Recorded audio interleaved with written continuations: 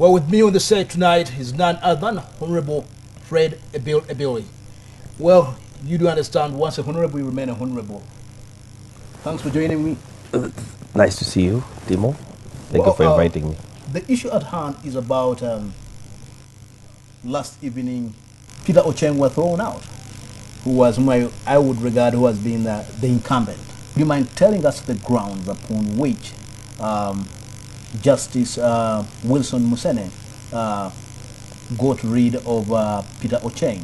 During the campaigns, throughout the campaigns, violence was being meted on the voters, and this violence ranged into from threat to real violence, that is burning people's houses and also cutting people's heads, chopping people's chest, cutting their arms. It was widespread. It came to a climax on the 17th, a day to polling day, whereby the police had to lay traps. In other words, put roadblocks throughout Kole. With that came upon the elections of 18th February, and you know, I couldn't take him to court until he was gazetted, and when he was gazetted, I took him to court, like according to Parliamentary Elections Act, in accordance with the Parliamentary Elections Act, so which is violence. So you were challenging... that was one of it. The issue on account that he subjected your supporters to fear. Yes. He wanted to subdue them using the LRA strategy of violence, which we cannot accept in this day and era or age. Secondly, he was using government vehicle. You remember he was a district chairman, and he was supposed not to use it. During campaigns, he was supposed to hand over the vehicle. He refused to hand over the vehicle until he used it throughout the campaign, although he should have left it home or kept it at the district. Then he would have used the vehicle after campaigns. We would like to know from you now what's going to happen. And he has the right to appeal, but the four grounds which all the judge found him wanting. The other one was also using sectarian language. He told people that I'm not a Lango, I'm a Bantu. It is useless to vote somebody who is not a Lango, who is sometimes you could call me a Munyarwanda, Munyankole, a Muganda, using the phrase Akwaranam, which literally means ene muntu.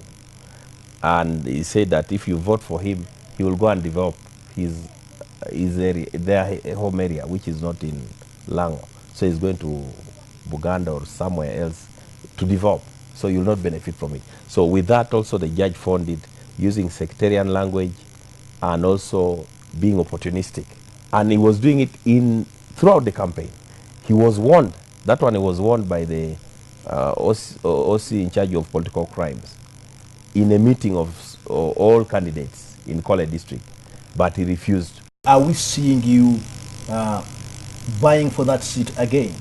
My people still needed me because there were several programs that I left on the way, and had he not to use violence and using sectarian language and probably use the advantages of that he had, the government vehicle, probably we wouldn't have seen him in Parliament, so I would have come. Therefore, I feel it is proper only to offer myself in this by-election that I hopefully, I know, God willing, I'll be back. We do understand that the Uganda People's Congress, the party where you come from, and yes. You as the Deputy Secretary General of that party, you immensely lost your seats to the ruling NRM candidates. And this gentleman that you are getting rid of in the second campaigns, he's from the NRM. No, he's not from NRM. He's just a conman. He was a UPC. He was supposed to be in primaries. He registered. Then he feared me because he didn't have votes, because the primaries were going to be free and fair. So he dodged the primaries. So he's a UPC member who went to Go Forward. And by aligning with Go Forward, he thought he would get money from maybe Mbabazi and also escape the primaries, of which... So if you can tell, how are you looking at this race now? Because Lango sub-region, the NRM has infiltrated the Lango sub-region. Infiltration... at the expense of the UPC reluctance. Infiltration of NRM, not really. The people of Lango have remained ideologically clear, knowing that the party that brought independence, the party that stood with them when Amin was committing a lot of atrocities and fought under the umbrella of Kikosi Malum, the military wing, and liberated them in 1979. And the party that ensured that all schools, wherever you come from, whichever background you come from, whichever tribe you come from, you had the chance to have a quality education right from primary to university. So as Uganda People's Congress, you are convinced beyond reasonable doubt that come the next polls, you are going to reclaim that seat? No, obviously, that's the consequence of UPC. The mistakes which were made were many. One, I could say that the elections were not free and fair. Had they been free and fair, UPC would have taken that seat. So, well, as we come to the end of this interactive news segment, Honorable Ebil, yes, one please. or two words as we leave. Yeah, the people of Kole, I know some of you watch TV because Kole now, I try to, during my term, I try to organize with the Rural Electrification Agency to ensure that electricity is everywhere. I know they are watching the WBS. Be calm, be united.